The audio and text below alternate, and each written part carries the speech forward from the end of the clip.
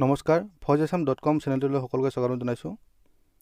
21 জুনত এইটো বছৰৰ প্ৰথম সূৰ্যগ্ৰহণ লাগি আছে। জানক সূৰ্যগ্ৰহণৰ ফলত আমাৰ 12টা ৰাশিত কি প্ৰভাৱ পৰিব। দোস্তো, আপোনালোকে যদি গ্ৰহ নক্ষত্ৰৰ প্ৰভাৱৰ কথা বিশ্বাস নকৰে তেনেহ'লে এই ভিডিঅ'টো ইয়াতে সমাপ্ত কৰি স্কিপ কৰিব পাৰে, আৰু যদি বিশ্বাস কৰে ভিডিঅ'টো শেষলৈকে চাব। বলক জানো হওক কেনেকৈ কি প্ৰভাৱ পৰিব আমাৰ জীৱনত। মেঘ ৰাশি, এইটো ৰাশিৰ বাবে এইটো সূৰ্যগ্ৰহণ বহুত ভাল দেখা গৈছে। মান সন্মান ধন প্ৰাপ্তিৰ লাভ হ'ব পাৰে। নিজৰ ব্যৱহাৰ নম্ৰ ৰাখিব আৰু যাত্ৰাৰ সময়ত ধ্যান ৰাখিব, আৰু গাড়ী চলাওঁতে সাৱধান হ'ব। হনুমান চালিচা পাঠ পঢ়িলে যথেষ্ট সুফল পোৱা দেখা যায়। বৃষ ৰাশি, এইটো ৰাশিৰ লোকসকলৰ আৰ্থিক টনাটনি দেখা দিব পাৰে। ভোজনৰ ধ্যান ৰাখিব। গুৰু আৰু মহালক্ষ্মী জাপ কৰিলে ভাল হ'ব, আৰু অন্ন দান কৰিলে সুফল লাভ কৰিবলৈ পাব।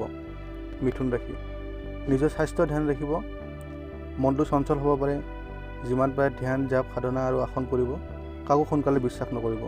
ওম নম নাৰায়ণ ধ্যান কৰি ভাল ফল পাব পাৰে। কৰ্কট ৰাশি, এইটো ৰাশিৰ মানুহৰ নকাৰাত্মক প্ৰভাৱ পৰিব পাৰে।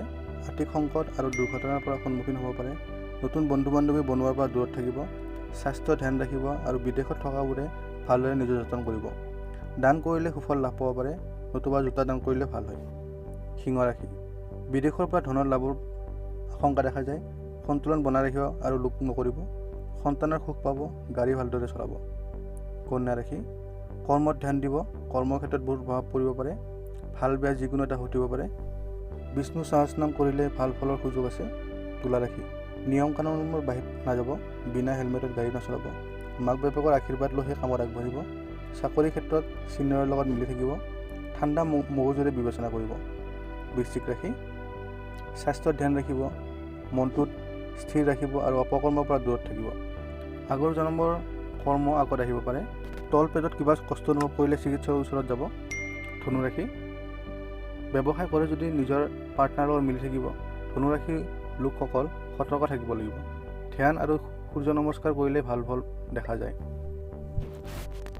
মকৰ ৰাশি, এইটো ৰাশি খুব ভাল দেখা গৈছে। নতুন চাকৰি আৰু ব্যৱসায় ক্ষেত্ৰত লাভজনক দেখা গৈছে। স্বাস্থ্য ভালে থকাৰ আশংকা আছে। কুম্ভ ৰাশি, স্বাস্থ্য আৰু পৰিয়ালৰ বাবে লাভদায়ক নহয়।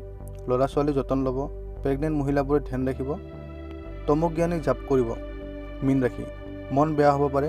নতুন গাড়ী বা সম্পত্তি নিকিনিলে ভাল। এপ্ৰিল মাহলৈকে শিৱ পূজা কৰিলে ভাল ফল দেখা পোৱাৰ সুযোগ আছে। ধন্যবাদ।